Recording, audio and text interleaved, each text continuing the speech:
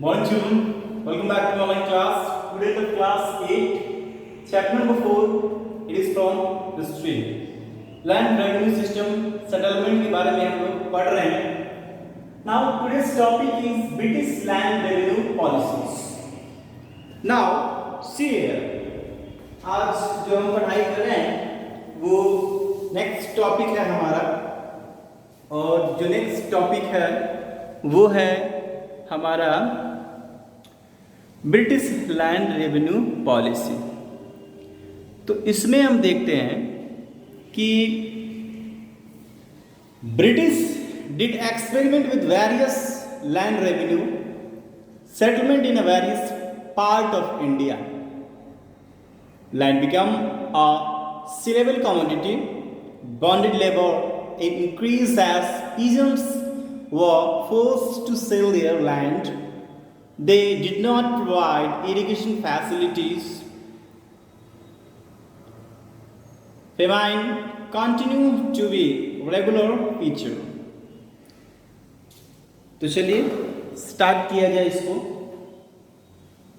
जैसा कि हमने अभी कहा कि British did experiment with the various land revenue settlement system in various part of India. हम लोगों ने पिछले कक्षा में देखा हुआ था कि बहुत सारे ऐसे सेटलमेंट सिस्टम थे, बहुत मतलब 4-5 ऐसे सेटलमेंट सिस्टम थे जिसने ब्रिटिश गवर्नमेंट ने किया. साथ में हम लोगों ने देखा कि उसमें कैसे रैयतवाड़ी सिस्टम में चेंजिंग आया, महलवाड़ी सिस्टम में चेंजिंग आया, परमानेंट में चेंजिंग आया और इजारदारी सिस्टम में चेंजिंग आया. तो ये सारे जो लैंड रेवेन्यू की जो पॉलिसी थी, all of them were aimed in extracting a maximum revenue. सभी का सिर्फ लक्ष्य इतना ही था कि ज्यादा से ज्यादा लगान को वसूला जा सके. यानी किसी भी तरह से कंपनी को फायदा होना चाहिए, पीजेंटर्स को हानि हो, लाभ हो चाहे ना हो, कोई मतलब नहीं है. किसानों की हालत दिन पर दिन जो है उससे खस्ती होती चली जा रही थी और उसके कंडीशंस काफी इमेच्योर होते जा रहे थे. आइए देखते हैं कैसे. Land become a stable commodity because in time to need the peasants could mortgage or sell it. ये कमोडिटी इसलिए था क्योंकि बुरी स्थिति आने पर इसी भूमि को लोग क्या करते थे, बेच दिया करते थे. और बेच देने के बाद में उन्हें पैसे मिलते थे. क्यों? क्योंकि लगान न जमा करने पर उन्हें तरह तरह की प्रताड़नाएं दी जाती थी, बहुत सारे उन्हें प्रॉब्लम्स झेलने पड़ते थे. कारण है कि खेती करने के लिए उन्हें मनी लेंडर से हमेशा मनी लेना पड़ता था, पैसे लेने पड़ते थे. Beggars or bonded laborers increased as peasants were forced to sell their land due to high rate of revenue. जितने सारे जो मजदूर वगैरह थे उन्हें क्या करना पड़ता था, उन्हें ये सभी प्रॉब्लम्स फेस करना पड़ता था और उनको देना पड़ता था एक बड़ी सी रकम लगान के रूप में. और जो लगान के रूप में एक बड़ी सी रकम न दे पाते थे तो उनकी जमीनात जो है वह ले ली जाती थी. इसकी वजह से उन्हें इस रकम को पुजाने के लिए हमेशा कर्ज लेना पड़ता था. तो कर्ज ऐसे नहीं मिलता था, उनको कुछ ना कुछ जो है मनी लेंडर के पास गिरवी रखना पड़ता था. तो उस समय उनके पास जमीन के सिवा और दूसरा कुछ नहीं होता था. Agriculture continue to be a stagnant as neither of the British nor the landlords took a step to improve it. जमीनें जो है जिस पर खेती होती थी वो धीरे धीरे उसकी फर्टिलिटी खत्म होती जा रही थी. ना ही ब्रिटिशर्स को इससे मतलब था और ना ही जो मनी लेंडर्स थे उनको मतलब था. फिर से famine continue to be a regular feature as land productivity fell down. बार बार अकाल आने के कारण धीरे धीरे मिट्टी की उर्वरा शक्ति खत्म होती चली आ रही थी और इसी के लिए धीरे धीरे जितने सारे जो पीजेंटर्स थे वो भी खेती छोड़ते चले जा रहे थे। Now the second topic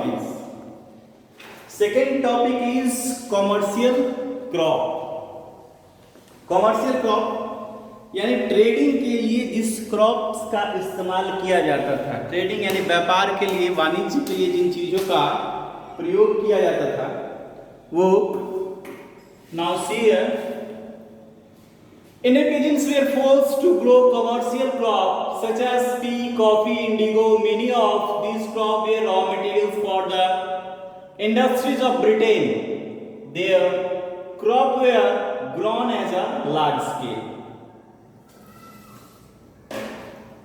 Indian peasants यानी कि भारतीय किसानों को जबरन जो है वह खेती कराया जाता था, क्योंकि व्यापार के लिए यानी इंडस्ट्रीज चलाने के लिए इंडस्ट्रीज को क्या चाहिए? रॉ मटेरियल चाहिए। विदाउट रॉ मटेरियल वो कुछ बना सकेंगे क्या? मान लीजिए कि सिल्क इंडस्ट्री हमें बैठाना है तो उसके लिए सिल्क के रेशे वगैरह चाहिए कि नहीं चाहिए? कपड़ा ही बैठाना है हमें बड़े बड़े, तो उसके लिए कॉटन चाहिए, कॉटन वूल चाहिए, थ्रेड्स चाहिए। ये सभी चीज़ क्या है? रॉ मटेरियल्स है ना। बड़ी बड़ी लोहे की फैक्ट्रीज है, अगर बड़ी बड़ी मशीनें बनाती है तो उसके लिए क्या है? आयरन उसके लिए रॉ मटेरियल्स हो जाएगा। तो उनको जबरन जो है, भारतीय किसानों को जबरन खेती कराई जाती थी। तो किन किन चीजों की खेती कराई जाती थी? उनमें चाय था, उनमें कॉफी था, इंडिगो था, जूट था, ऑयल सीड था, शुगर केन था, मलबेरी था, रबर था और भी बहुत सारे क्रॉप्स। इनकी खेती जो है वो लगातार कराई जा रही थी, क्योंकि ये इंडस्ट्रीज वहीं पे बैठाए जाते थे जहां पे इनको रॉ मटेरियल आसानी से मिल पाए। तो इसलिए जहां इंडस्ट्रीज था उसी के अगल बगल के जितने भी सारे किसान थे उन बेचारों को मजबूरी होता था और वो मजबूरी में इनकी खेती किया करते थे। और सबसे ज़्यादा दिक्कत उनको यह होता था कि इन रॉ मटेरियल्स को भी जो है वह कम दाम पर ही जो है ब्रिटेन जो है ले लिया, ब्रिटिशर्स जो है वो ले लिया करते थे। और ये इनका प्लांटेशन जो है वो काफी लार्ज स्केल पर हुआ करता था। The plantation were mainly in Assam, Bengal and Kerala. और प्लांटेशन का काम जो है वो मुख्यतः असम में, बंगाल में और केरला में हुआ करता था। The oppressive land revenue settlement coupled with plantation agriculture made peasants and other tribal group rise up in rebellion against the British. धीरे धीरे करके जो इसकी मिट्टी की उर्वरा शक्ति जो खत्म होती चली जा रही थी, इन चीजों को आखिरकार कोई तो ऐसा चीज होगा जिससे ये सभी चीजें रोकी जा सके।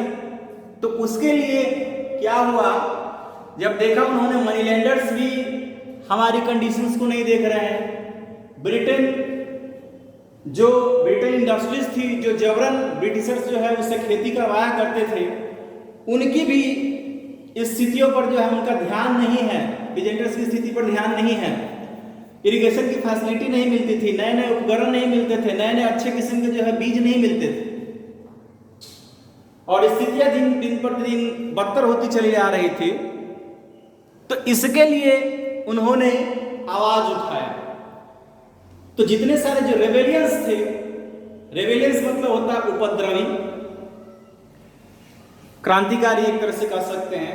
तो उन रेबेलियंस ने आवाज उठाया और धीरे धीरे करके ये कहीं ना कहीं जो है वो क्रांति फैलती चली गई। यह भी एक कारण बना 1857 के रिवोल्ट का। तो चलिए आज के लिए बस इतना ही, मिलेंगे हम लोग नेक्स्ट क्लास में। तब तक के लिए जितने भी इससे रिलेटेड जो क्वेश्चंस हैं आप उसको क्लियर कर लें और उसके आंसर को आप शाम 7 से 8 बजे के बीच जो हमारा ग्रुप व्हाट्सएप ग्रुप खुलता है उसमें आप जरूर भेजें। साथ ही आप अपने प्रश्नों को भी वहां से पूछ सकते हैं। तब तक के लिए बने रहिए हमारे साथ। धन्यवाद।